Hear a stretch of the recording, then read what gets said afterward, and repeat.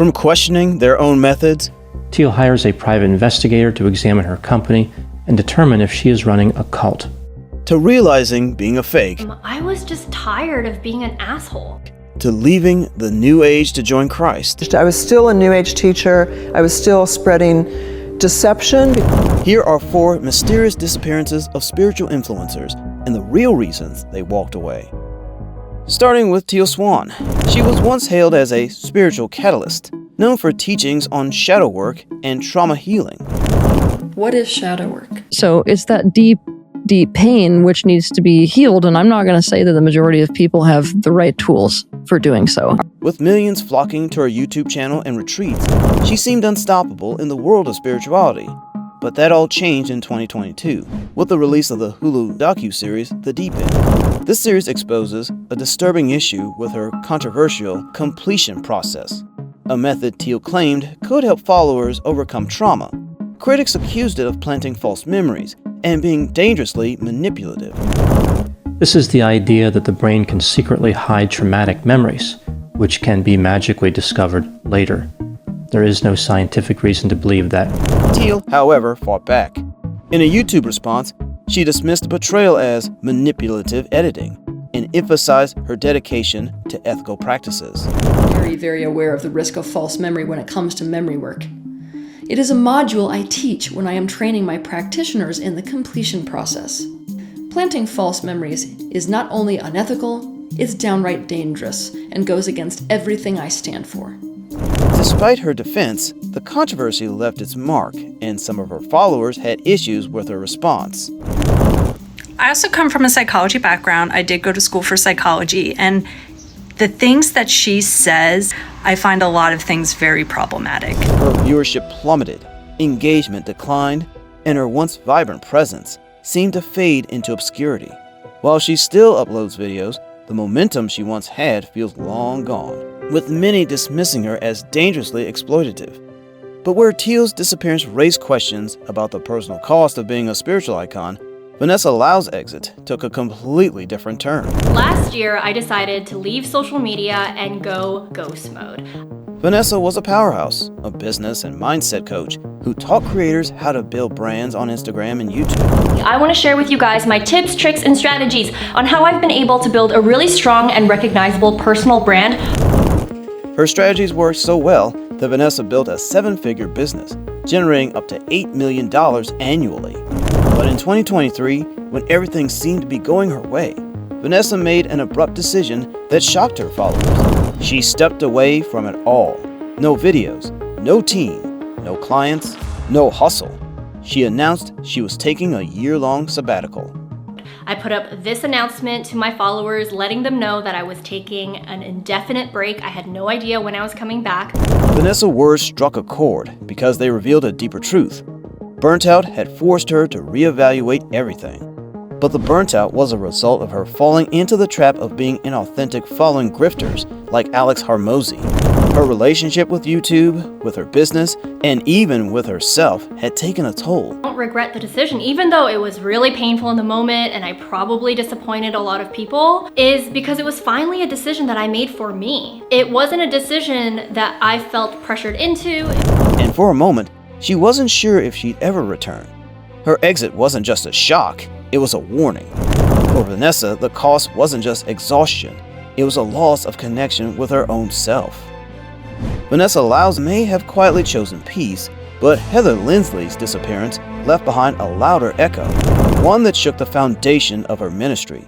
What really happened to the woman who built an empire on faith, purity, and purpose? What God has assigned for you to do! No more! Heather wasn't just a Christian influencer, she was a movement. As the founder of the Pinky Promise, she inspired countless young women to embrace a life of faith and purity while challenging modern cultural norms. The will of God for your life, I declare every marriage in here will not be lost in the name of Jesus. Her platform grew into a global community, a space where faith and purpose intertwined seamlessly. I'm just so excited about you guys learning from this and being able to grow and change and have peace in your life and victory. In 2023, Heather made the unexpected announcement that she was stepping away from social media. And then my last conference was June of 2021. She shared a heartfelt post on Instagram with her family writing, "Time for a social media break.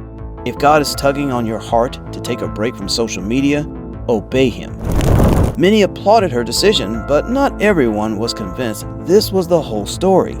What seemed like a genuine realization pointed to internal tensions within her ministry, suggesting that conflicts behind the scenes may have pushed her to step back. Others speculated that Heather's vocal criticism of modern culture had made her a target for online backlash, with whispers of her being canceled by critics. Though Heather occasionally posts updates on Instagram, her days as a prominent online figure seem to be behind her, which is visible in her views significantly gone down. But what happens when stepping away isn't just about taking a break, but about completely redefining your identity, and in the process, turning your entire legacy on its head? That's exactly what happened with Doreen Virtue, a name once synonymous with angel cards and spiritual guidance. Doreen credits her dramatic shift to hearing a sermon that deeply resonated with her, leading her to renounce her New Age teachings. With a sermon called Itching Ears, and he described what a false teacher did to give false hope. That's when I saw a list of things that I was doing. Fortune-telling, divination, mediumship. This transformation left her devoted New Age following both stunned and divided. Doreen was a giant in the world of New Age spirituality. Her books like Angel Numbers 101 and her oracle decks, including the Archangel Oracle cards, became bestsellers, creating a multi-million-dollar empire centered around her Archangel philosophy. Basically was teaching Christian Science in the New Age and became the top-selling New Age author. But in 2017, she made a sudden announcement. She was re-announcing all her teachings and embracing Christianity. After hearing his talk, it pointed me to go to church, which ultimately pointed me to the Bible. Doreen didn't just walk away, she actively denounced her past work, urging her followers to destroy her angel cards and focus solely on the Bible. Many fans felt blindsided and betrayed. Some accused her of hypocrisy, pointing out that she continued to enjoy the wealth generated from the very teachings she now condemned. I'm a cynic and never liked her. My impression of her from years ago was that she seemed like a snake oil salesman. She found a niche market and a message that this niche would be willing to pay for: angel numbers. But not everyone criticized her. Another Redditor shared a more understanding perspective. My personal suspicion is that she felt guilty for her previous behavior and saw herself as misleading others. While she occasionally updates her blog with Christian content, Doreen has largely stepped away from public life, prioritizing her faith over her former New Age empire. But it seems like it's another deception she is creating in the name of Jesus. In the end, the disappearances of these influential figures reveal a truth we often overlook. Even those who seem larger than life carry the weight of personal battles. Teal Swan's enigmatic retreats, Vanessa Lau's sudden stepping back, Heather Lindsley's family first choice, and Doreen Virtue's radical transformation each expose the fragility of spiritual personas. Whether driven by faith, controversy, or a need to realign, their exits force us to confront a deeper question. How much do we truly know about the lives we follow so closely? These disappearances aren't just about leaving the spotlight. They are a stark reminder that behind every online presence is a human being navigating their own journey, often far away from the ultimate truth. And with that, let's wrap up this video. Which of these stories surprised you the most? Do you think there's more to their disappearances than meets the eye? Drop your thoughts in the comments. I'd love to hear your take. Before you go, don't forget to check out my recent video.